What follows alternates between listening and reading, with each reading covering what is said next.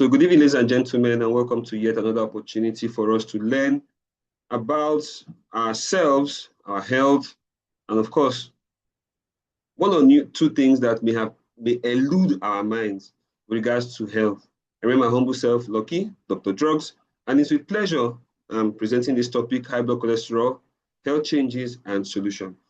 Now, believe it or not, yes, we know there are some conditions that are quite complicated and all, but luckily for us, God so kind, this is one of the conditions that can be completely treated. We're not talking about manage, because it's strongly linked to lifestyle, and we're going to see how that is.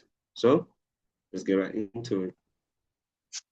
High blood cholesterol treatment. So table of contents looks simple and straightforward. And of course, we're going to run through very fast.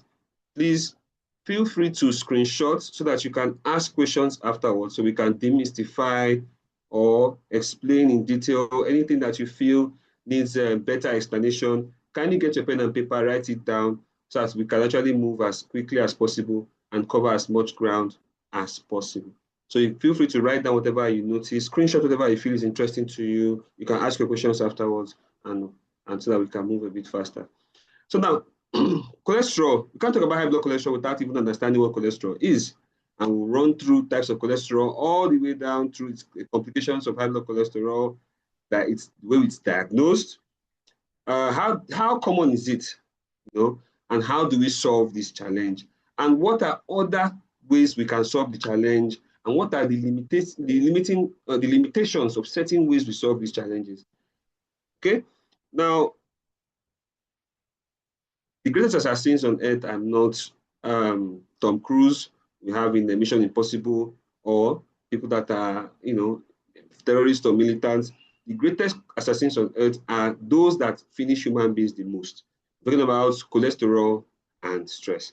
Cholesterol does this by blocking blood flow to certain parts of the body.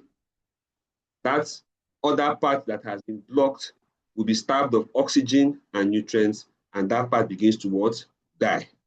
Okay? So those cells, as they die, it leads to complications that are related to things like cerebrovascular accidents, like ischemic stroke, which simply means brain cell death due to poor blood flow. Then something like myocardial infarction or heart attack, which simply means heart cell death due to poor blood flow. So you can see that cholesterol can block blood flow and make cells on the other side die. Then stress, on the other hand, will lead to an increase in what we call reactive oxidative species, okay? And of course, this can actually lead to damage of DNA, which is essentially what makes us us, and can lead to a myriad of other issues. So cholesterol is found everywhere in the body, and it's essential for so many things that we cannot imagine, from cell membrane structure, the smallest unit of life, the cell, what encapsulates each cell that makes us. We have about 10 trillion cells in our bodies, and that tells us that cholesterol is essential for each of them to actually be what they are. Hormone production, this is the part that a lot of people do not understand, that the precursor of even the sex hormones, including estrogen and testosterone, that makes men men and women. Estrogen makes women, and testosterone makes men, in quotes. These are the hormones that govern male sexual and female sexual characteristics. Of course, the precursor is what? Cholesterol. So it's not as if cholesterol is completely useless. What we're talking about is that it may be in excess and could be detrimental. We'll get into that shortly. Even this vitamin D that we're talking about, when the sun hits our skin, and that's because it's being produced, okay? That's God is wonderful in the sense that he actually made our skin to be like a solar panel, actually. But this is producing a current. It produces vitamin D, which is amazing. Now, it also facilitates fat digestion, because when the liver, which is the chief organ in charge of cholesterol, believe it or not, 80% of the cholesterol in your body is produced.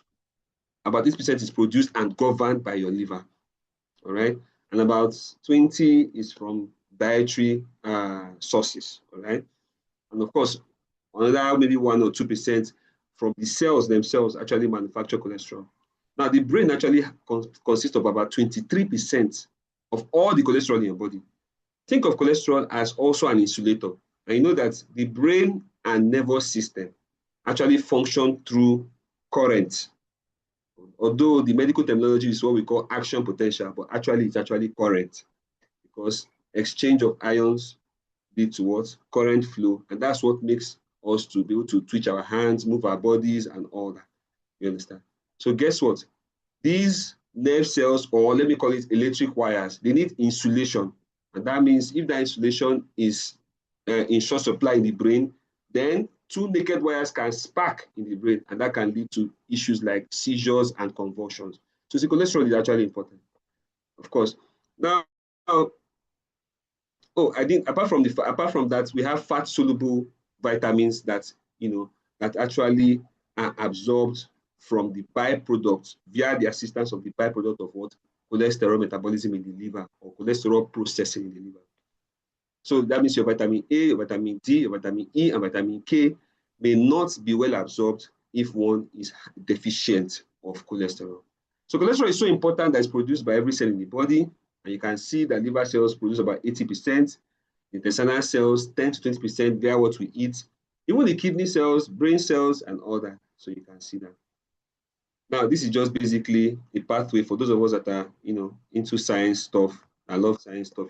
This will actually give us some level of, remember how those days we used to study these structures and how cholesterol is produced from even simple molecules like what? Carbohydrates. If you notice, I told somebody something one day. I said, have you ever noticed that people that own bukas, restaurants, and all that, they have a tendency to have high blood cholesterol and obesity because they consume a lot of taste this, taste that, taste this, taste that, taste this, taste that. As this one is cooking, let me taste. Before they're tasting, you find out that there is a strong risk of having obesity, being obese, which is also a risk factor for high blood cholesterol. So that's to let us know that carbohydrates can actually be converted to cholesterol. Now, we have different types. So we have low-density lipoproteins, what I call the bad boys. Now, these guys are essentially the ones that come together in the blood vessels to block blood flow. Remember in the beginning, I mentioned that cholesterol is one of the greatest assassins on earth. And these guys are one of the chief role players in regards to that. They block blood flow. Now, this helps to form what are called plaques or blockages. And we can call them cholesterol aggregates that hinder blood flow. We're going to see how these aggregates can lead to different kinds of health conditions shortly. So we have high-density lipoprotein, or the good guys. What these guys do is that they carry the bad cholesterol on their head and go and deliver back to the liver, okay, to process and other things, and remove and clean up the debris as a result of the bad cholesterol in the blood vessels. If you remember, if those of us that are in Lagos or some parts of the country, you find out that sometimes you find out that those people that carry dustbin, loma or something, sometimes the trash can become so full that they're going on the expressway. After parking the trash, they start distributing the trash along the express as they're moving on the road because it became so full. Now, that's what can happen when there's too much bad cholesterol in the system. As the good cholesterol is carrying it back to the liver, some will be leaking along the way and be depositing in the blood vessels and begin to cause a lot of issues and blockages and so on and so forth. Now, we have very low density lipoprotein. These are the very bad guys. They are kind of like the low density lipoproteins, but they are just simply worse. So very soon, we're going to talk about the relationship between these different types of cholesterol in the lab results, okay, and why it is important we assess them the way we're going to discuss shortly. Now, lifestyle diseases are linked to lifestyle, basically. And that's what it's just saying. Examples of such lifestyles that can produce or lead to lifestyle diseases include lack of physical activity. So people cannot exercise at gunpoint. They will have poor dieting, alcoholism, smoking, substance abuse, lack of rest, and so on and so forth. Yes, lack of rest may seem funny because some people may say, why is lack of rest? After all, you say we should be exercising, that we should move around. But I don't know how to explain it, but I know that God in His infinite wisdom created humans to be able to detect when you are exerting energy as a result of exercise or when you are exerting energy as a result of lack of rest or stress. And that is the one that you're exerting, maybe when you're exercising with your friends, you release what are called happy hormones or endorphins. On the other hand, when you're putting in the same amount of energy, you find out that can lead to the production of what we call stress hormone or cortisol, which can actually lead to a lot of issues, including obesity and high blood cholesterol. So lifestyle disease examples include high blood cholesterol, hypertension, obesity, type 2 diabetes, and so on and so forth. But the good news there is that these diseases are mostly reversible. It's just that the earlier, the better. Most of them are treatable, but the earlier, the better. And because they are lifestyle diseases, it's usually more difficult because they are strongly attached to what? Lifestyle. And that's why we need support, as the type I'm going to show shortly. Now, lifestyle diseases, they all move together.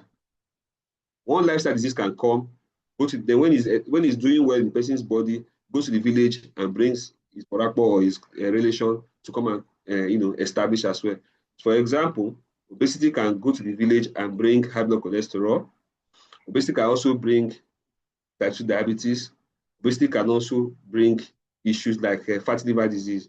Now, high blood cholesterol can bring fatty liver disease. High blood cholesterol can bring hypertension. Obesity too can also bring hypertension. They work close together. And that's why you see that it's more like all for one and one for all. So prevention of these lifestyle diseases entail avoiding the avoidable risk factors. That's what the challenges are.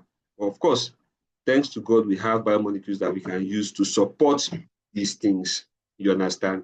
So the example again is many of these combine to form metabolic syndrome, which includes what? Hypertension, type 2 diabetes, high blood cholesterol. Ladies and gentlemen, we have landed.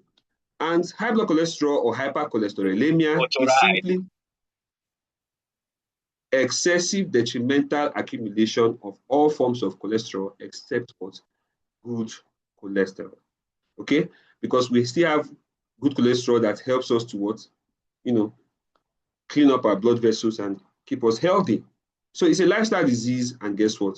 To God be the glory, it's one of those ones that is actually treatable. And of course, what are the signs and symptoms? You see, high blood cholesterol often has no noticeable symptoms until severe complications arise. This is because the body finds a way to, circumvent the issues that accrue as a result of this.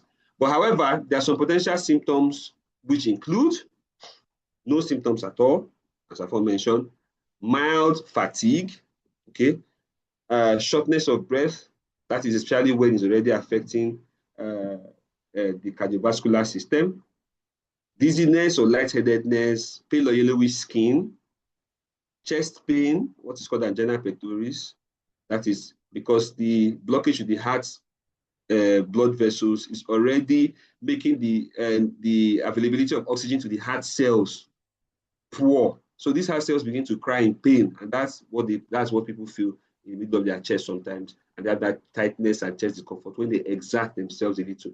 But sometimes it happens when they don't exert themselves, and that's also it has a name which I don't want to bore us with, stable angina and unstable angina. Now we have pain or cramping in the legs.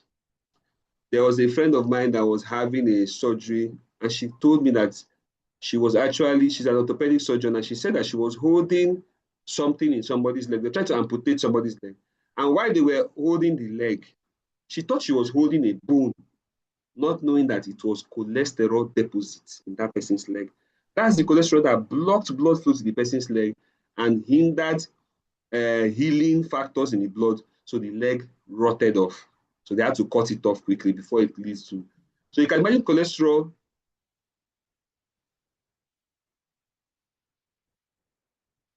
Hello? Okay, we're here. You can imagine cholesterol blocking blood flow to the extent that someone's leg can eventually need to be cut off. That's how terrible the situation can be. And imagine how densely packed it was that the orthopedic surgeon thought she was actually holding onto a bone structure. Imagine. Now, there's confusion, memory loss, or cognitive decline, depending on the part of the brain that has affected. Swelling in the legs, ankles, or feet, yellowish patches on the skin, grayish white rings around the cornea. Some people, when they're looking at you, around that black part, you see one ring around there. That could be a sign of high blood cholesterol. It's called acrocenillus. Of course, we have small yellowish bumps on eyelids, that's xanthelasma, and what? Elevated blood pressure. I'm going to explain this one very shortly. Yeah. So you can see how it affects women. Men, especially erectile dysfunction. A lot of men do not know that high blood cholesterol actually leads to what? Erectile dysfunction, because the entanglement facility in the downstream sector actually needs blood to flow there so that it can actually perform in the entanglement arena.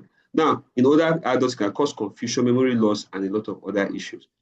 So what are the causes and risk factors? If you look at this ambassador for high blood cholesterol at the bottom right of your screen, you will see that this cat is already high early in the morning, is already drinking, is already drunk. There's obesity. Does this cat look like someone that's exercising? Just looking at this cat alone tells you a lot of things that can provoke high blood cholesterol. Genetics. Well, this does not mean that it must be manifested. Some people say, oh, everybody in their family has high blood cholesterol, but genetic tendency is not genetic sentence. Okay? You hear some people say that, oh, that they are big boned in their family. That's not true. What people are just feeling and thinking that is actually big bone is actually dense fat that makes them have the false sensation that their bone is thick or big. The average total weight of the bones in the body is about 14% of the total body mass. So it cannot really be more than that. Now, unhealthy diets, of course, that's self-explanatory. We talked about how many foods can be converted to what? Cholesterol, bad one especially. Obesity, especially around the waist. Now, there's what is called visceral fat. Now, this fat is actually, in some cases, even tagged as what? As a gland, an endocrine gland, because it actually secretes materials that can provoke a lot of conditions in the body. And that's why you see there's something called C9 that we give our patients that they do for 9 days, and just to make sure that visceral fat goes down, so that we can help to reverse a lot of issues associated with lifestyle diseases. Now, physical inactivity, smoking, alcoholism, you see, the older people get, the lower their ability to process bad cholesterol. So that's why it's good as we get older, we should actually respect our lifestyle and choose appropriate lifestyle choices. So diabetes, of course, directly increases bad cholesterol directly. Hypertension, cholesterol and hypertension are 5 and 6. They move together, just as others that were aforementioned.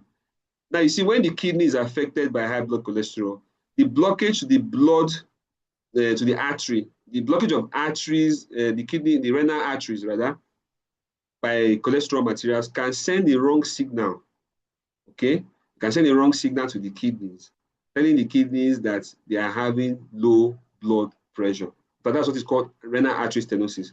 And what that means is that the kidney will now begin to struggle to increase blood pressure again through a cascade of pathways I don't want to bore us with. And in turn, that can lead to what? Hypertensive nephropathy. That's damage to the kidneys as a result of hypertension. And the cycle is a vicious cycle. You understand? They are all connected as aforementioned. Now, certain medications like steroids, birth control pills, certain antidepressants, and so on and so forth are also risk factors. Being African American and Hispanic is a risk factor. Now, chronic stress and poor sleep quality via cortisol is a risk factor.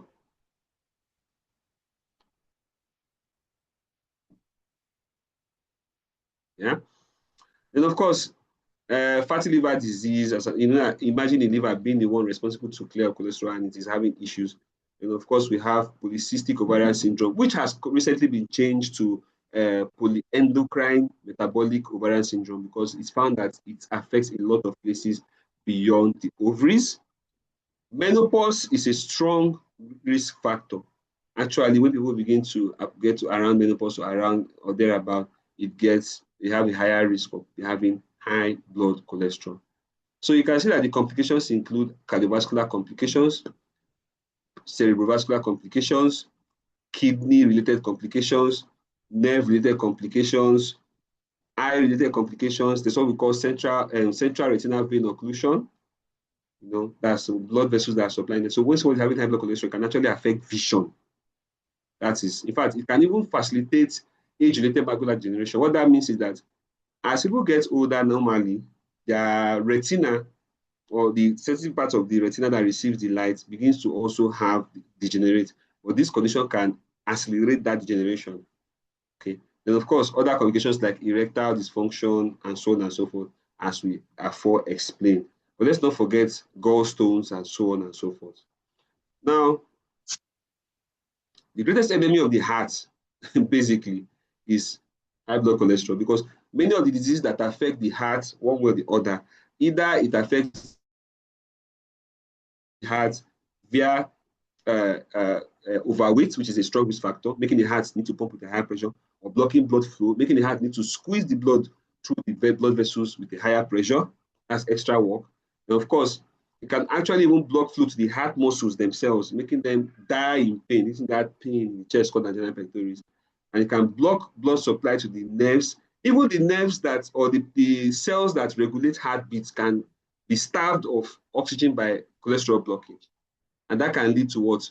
Irregular heartbeat. Because imagine a DJ that is so hungry can begin to, do his job haphazardly, and the beat begins to go off. And that's how the pacemaker cells or the SA node begin to have problems when they're having poor blood flow to their cells. You understand?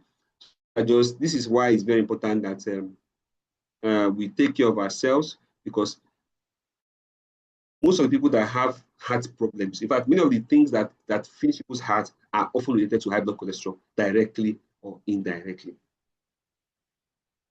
So you can see, because the liver, this is just basically telling us that since the liver is the chief organ that produces this material, when you have excess in the bloodstream, you see the liver begins to try to find a way to pack, it's just like if you go to some boarding schools in those days, rooms that were designed to be for just 1 or 2 people, you find out that because of the high influx of students, you see that 20 to 30 people can be squeezed into that room of 15 people. So you see how rowdy and everything that place is. So that's just how it happens in the liver. When the liver that is supposed to be producing cholesterol at a regular that has excess load coming from, there's traffic jam in the liver, thank you. And that can lead to what? Excess fatty materials being deposited in the liver. And that's what we call what? Fatty liver disease. Now, looking at these 3 pictures, these 3 lines here, this is actually Mazi Okeke's the blood flow to his downstream sector, of the entanglement facility located in his downstream sector. You see, when Mazi Okeke was a boy, you can see that everywhere was going smoothly. He used to wake up very, very happy and very energetic, and everything was functioning fine. But over time, as he began to engage in Friday night activities, you can see that Mazi Okeke's entanglement facility is beginning to have an August visitor here that is blocking blood flow to that area. So we can actually imagine what will be happening to the entanglement facility. And sadly, as Mazi Okeke is approaching 40 years due to bad lifestyle choices, then you find out that the owner of the entanglement arena is not happy in the other room, because there is occlusion or hindrance of blood flow to the downstream sector, the entanglement facility in the downstream sector. So you can see that this similar process can actually happen in the heart as well. That's why I see that high blood cholesterol can be linked to a lot of conditions. So this is how we have issues with the entanglement facility. Now, you see the relationship with the brain and the nerves. You see, when this cholesterol blockage happens around this area in the lower back, because what we call the intervertebral disc, or paddings that pad those bones that are stacked like plates inside a restaurant, you find out that because of they themselves don't have blood flow, and they are just managing to collect from the blood vessels that are collecting nutrients from blood vessels that are just passing close by. Now, even the one they are managing, cholesterol can block it and lead to what? A decrease in their quality and function. And that can lead to what? Compression of the nerves called the sciatic nerve roots. And those ones can now pass through the back of the bottom, back of the thigh, down the leg, and that is the one that is to shock people. If you watch Africa Magic, when somebody will be farming and singing, then you just see some just step on something like, they will now do thunder like Shango thing, and then they will say that, hey, they put juju for that person. Most of them usually have this condition called sciatica. So you can see that high blood cholesterol can provoke this issue, apart from the fact that it can lead to ischemic stroke, and of course, cardiac arrhythmia, as I've described, because what controls or regulates heartbeats is called the sinoatrial node, or the pacemaker cells, and they also need oxygen and food. So if the blood is blocked, the heart can beat irregularly. Okay. And you can see that. Now, how do we diagnose this? Physical examination is not left out. The medical history should be known, familial history, blood pressure measurement is not left out, body mass index, because when one is having a higher body mass index, there's a higher risk of high blood cholesterol. Waist circumference measurements, because of what? Visceral fat. Okay. Now we also have tests like lipid profile, full blood count, and so on and so forth, then imaging tests. But let's not forget there's something called liver function tests and lipid profile. These two are very, very important. I'm going to talk about them shortly. Now we have imaging tests as well. You can see that's to give us a clearer picture. Depending on the degree of detail that your health practitioner needs, you can choose any of the ones that suits him. Is echocardiogram, that's for the heart, to check if the heart is already changing shape as a result of excess work. And of course, abdominal ultrasound, especially well, carotid is on that, but mostly abdominal ultrasound scans, especially to check the liver, in case it's complaining that there's too much cholesterol in the system, and we have CT and MRI. Now, this part is very, very important because a lot of people go to the hospital and or wherever they go to, and they are told to go and run 1 or 2 tests. Now, this is one of the most popular tests that they are told to run. So people just look at these figures and they don't understand. But I want to give us an expo today. Bear in mind that the parameters you are looking at on this screen are the standard parameters. Some hospitals will tell you that total cholesterol, some labs tell you that total cholesterol has to be a maximum of 250. That is completely wrong. The maximum is 200. And so we'll tell you that HDL can be a minimum of 30. That is also completely wrong. The minimum is what? 60 milligrams per DL.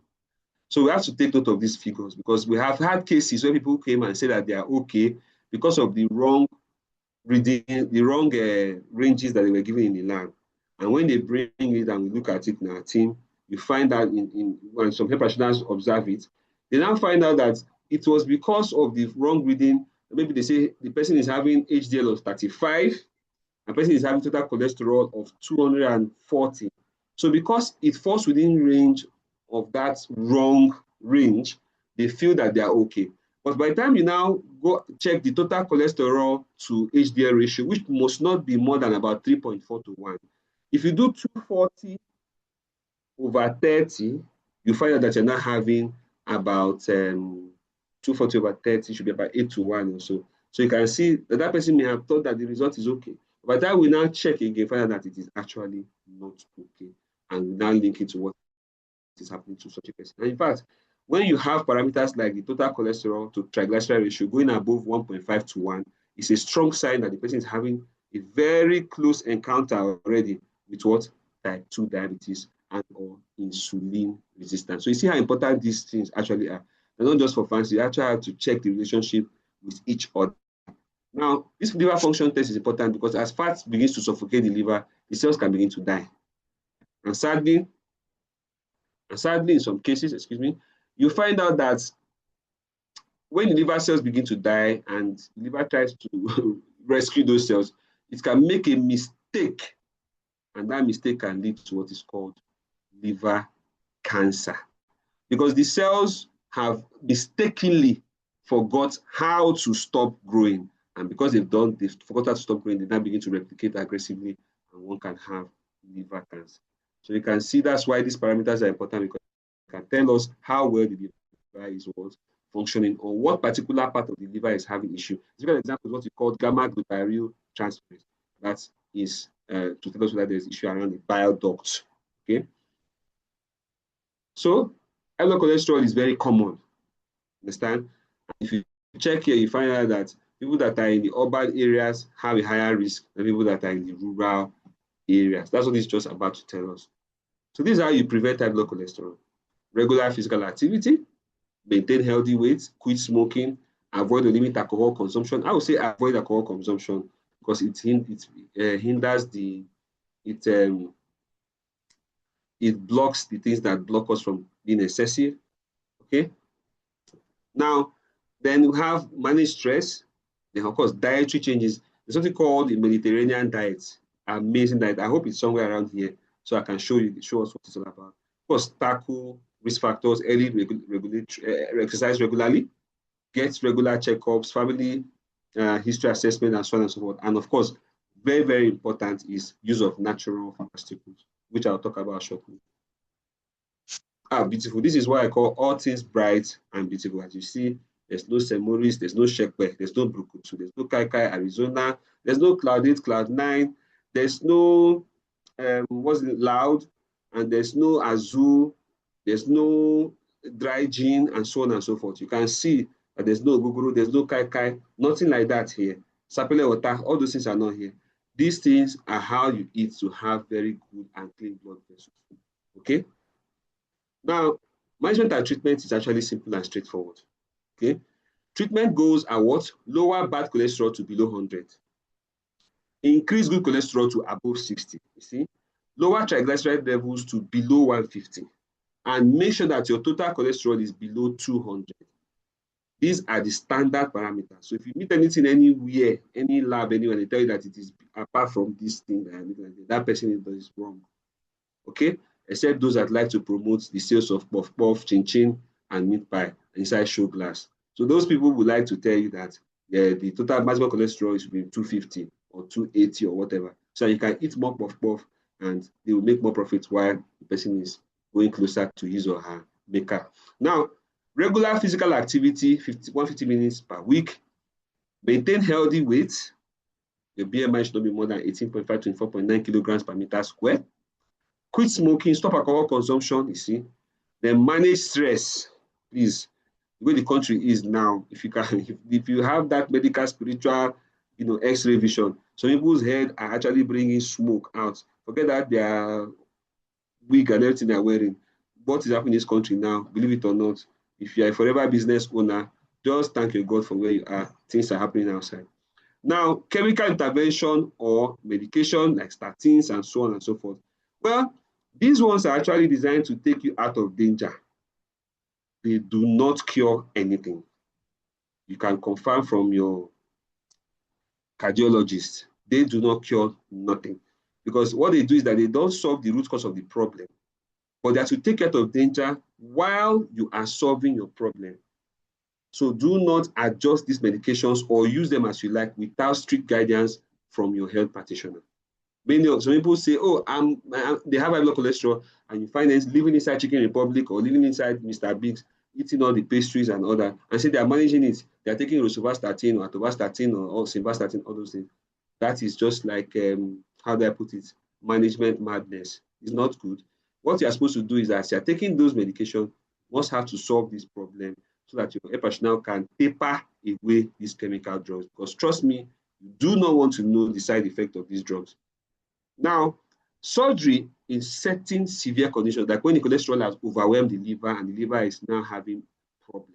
So one may need a liver transplant and so on and so forth. That's to show you how technically dangerous this condition can be. Monitoring and follow-up, you know that we have a lot of Sabinus. Rather than follow up with the thing, go and check or whatever they're supposed to do, you just feel, look at me now, I'm okay. You can't observe your blood cholesterol level by actually looking at yourself in the mirror or checking out yourself in the mirror. You must have to go and carry out necessary tests. Natural pharmaceuticals, well, we're going to talk about that in detail very soon. Take note of that. It's very, very important. So what are the challenges in management of high blood cholesterol? Late detection. You know that in the country, in the part of the world, people are struggling and suffering, thinking of what to do, school fees, no light, this, that. And sometimes we forget ourselves, and that's why late detection can be deadly. Self-medication, Sabinus. Somebody is noticing that one of his legs is feeling as if it's colder than the other one, meaning that something is blocking blood flow there. Blood is warm, but they say, no, don't worry. No, it's not a problem. No, it must be, I know that. Or they go and start drinking Agbo or concoct something for themselves, rather than go and seek help from a medical health or a health practitioner. Is wrong. Poor patient compliance, these are lifestyle diseases. And if you hear they say a fool at 40 is a fool forever, it's not an insult. It's just saying that when people get old, they have a tendency to not comply or change their old habits die hard, in short. Now, poor health infrastructure, no insurance in certain parts of the world, Lack of trained health practitioners, if you check very closely, many of us in certain parts of the world, our bodies are here, but our spirits are where? Obodoibo. Now, economic challenges, poor health information and awareness, resistance to change, as aforementioned, old habits die hard, fake medication, depression, drug side effects, particularly the major drugs that people take for these conditions called statins, one can have statin intolerance and so on and so forth. Poverty and high cost of treatment, chemical drug side effects, and predisposing staple foods. There are some parts of the world, especially this part of the world, that once you just stretch your hand and get bread has entered. Once you just turn your back, you're facing spaghetti. Once you look up, one mountain of semo is about to fall on your head. So a lot of things that can provoke these conditions that are readily available in this part of the world. And that's why we have to be careful. Like, of course, rice is Sunday's national anthem and things like that. These things can eventually lead to what? High blood cholesterol when taken in quantities that are not right. So, chemical intervention. We're not saying that we're not going to dwell on this because we do not want you to, we don't want to discourage people from actually using their medication. So this is not to discourage us from using medication, because I'm going to show us something next. It's just for us to what? Embrace the use of these things adequately and appropriately. Appropriately. You understand? That's follow the rules you're given by your health practitioner. So you see, I don't talk much about this because some of us are already noticing some things here that will show, like especially these people that now this muscle pain or myopathy and so on and so forth or weakness is a very common side effect for those that are chewing simvastatin, atorvastatin, and rosuvastatin like chin-chin. Be careful because it's also destroying the muscles as well. Now, importance of natural pharmaceuticals in the management of high blood cholesterol. I love this aspect because this is where you can handle this condition without having problems. That's just the simple truth.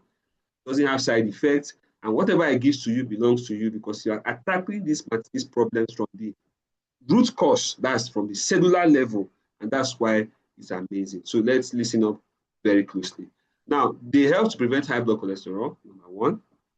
They help to improve lipid profile, number two.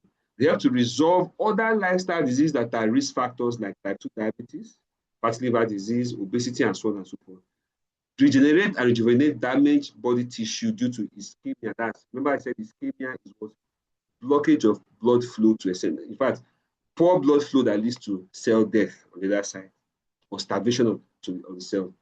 They help to prevent and resolve inflammation, destroy free radicals and reactive oxidative species. Those ones, I remember that we mentioned that stress is one of the most dangerous things on earth. Detoxify the liver and body bad cholesterol. Achieve effective weight management. In fact, there's something they call Clean9 program. That thing it works like I won't say magic, it works like a miracle. Now, they support gut health and digestion and tackle other comorbidities that may coexist. All right.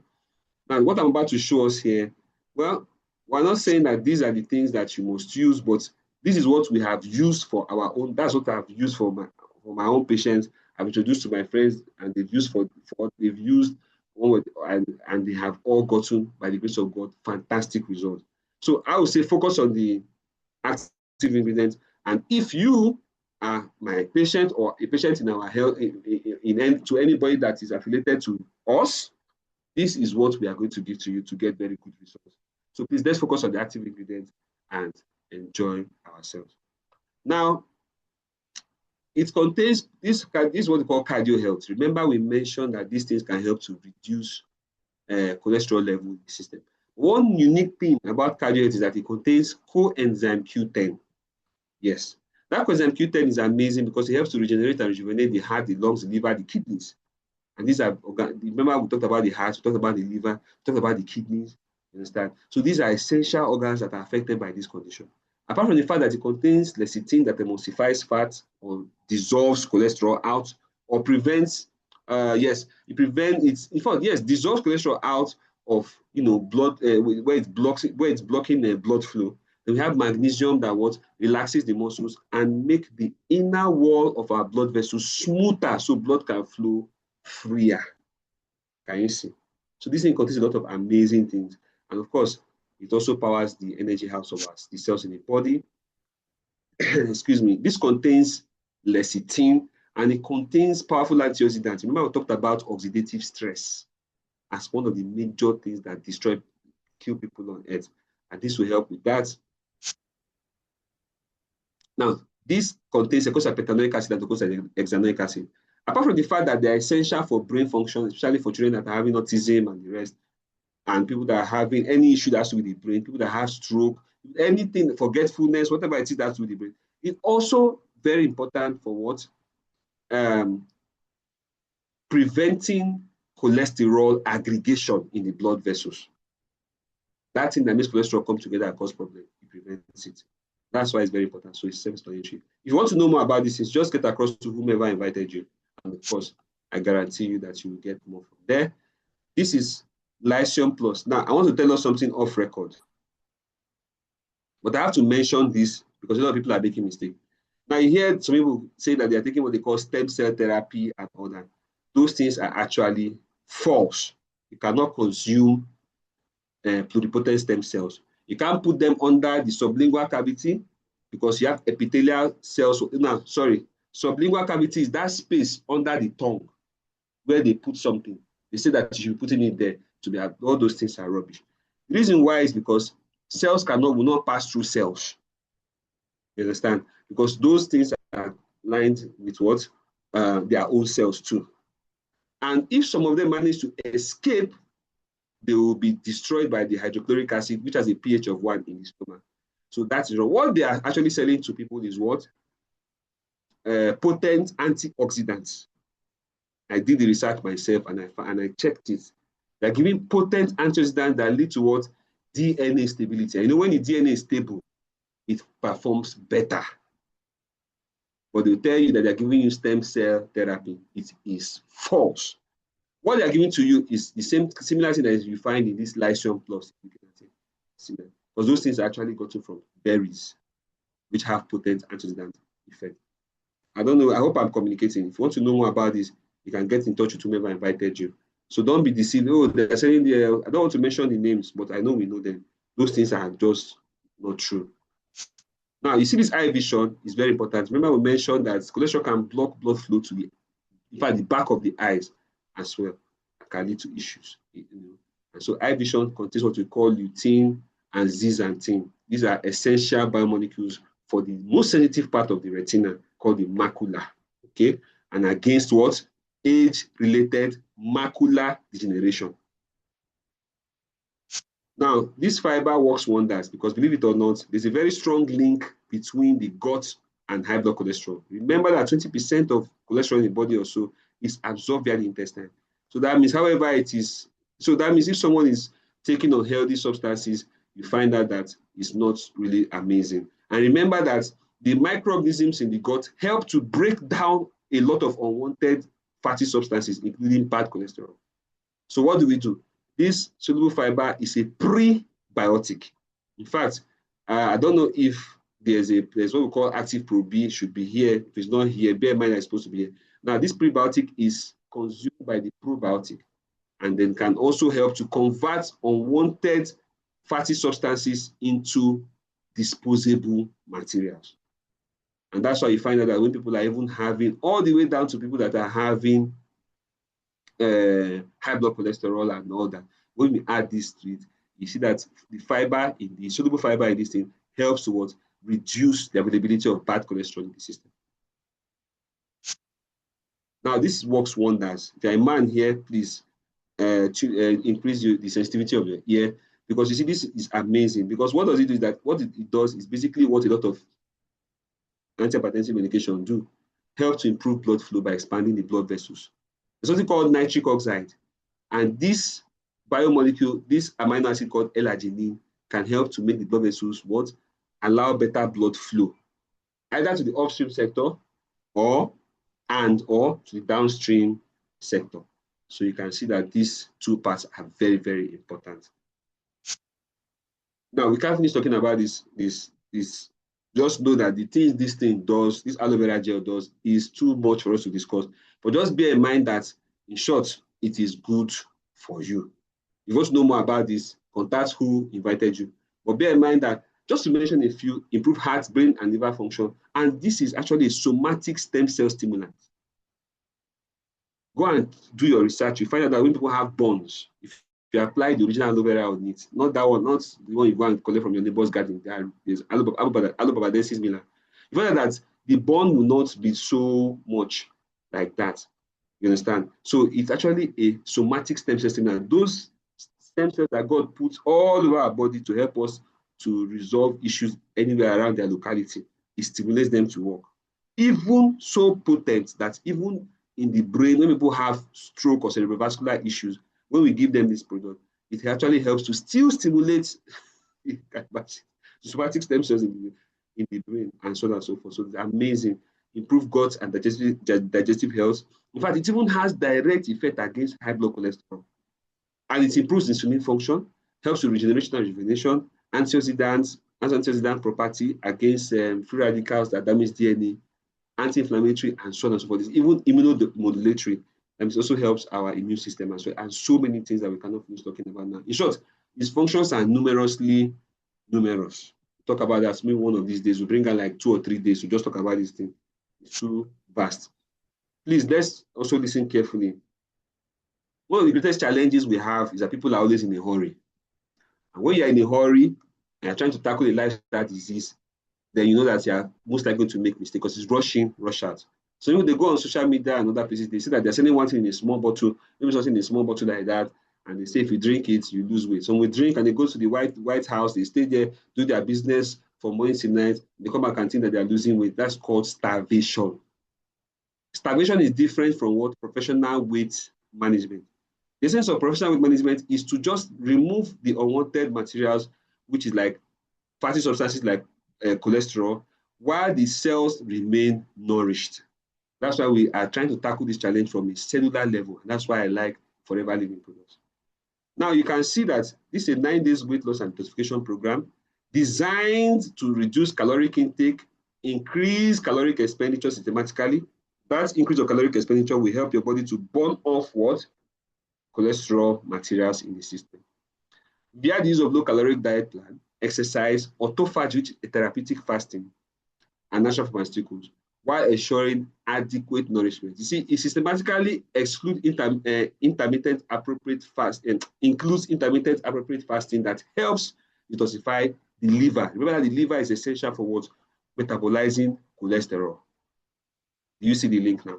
Now, it's so useful, and in fact, the result I've been getting from people that have been using this thing is, in fact, I can't explain. But when one of these days if we have chance, we'll talk more about it. So, on this note, I want to say you are what you consume, and there is a constant battle between factors that repair and protect our bodies and those that break it down. So we just have to be on the winning side. Your food, though, may be killing you. Well, many of the people that come to get sick is actually as a result of what they are putting in their mouth. Trust me. Sometimes getting well has more to do with what you are not putting in your mouth rather than what you put in your mouth. Remember not to adjust medication without a trained practitioner around. Even if you don't have the best practitioner, look for even an auxiliary nurse that knows what she's doing. If you are stranded, ask questions, she can save your life. Now, prevention is better than early detection. The choices we make today determine how healthy you will be tomorrow. Many of the sicknesses people have today is because of what they did yesterday. Choose wisely. Aging is not a disease, it only needs maintenance. And before I say thank you so much, I also want to bring to your notice that apart from these amazing biomolecules that you find in Forever Living product, bear in mind that it is very possible for one to not only enjoy the health benefits that are associated or affiliated with these products, one can actually be appreciated by the company via a very wonderful business plan or business model, okay, that has been designed to help people that are helping others to what? Also help themselves financially and live their lives, their dreams. So on this note, we'll say thank you so much, guys, for listening, and God bless.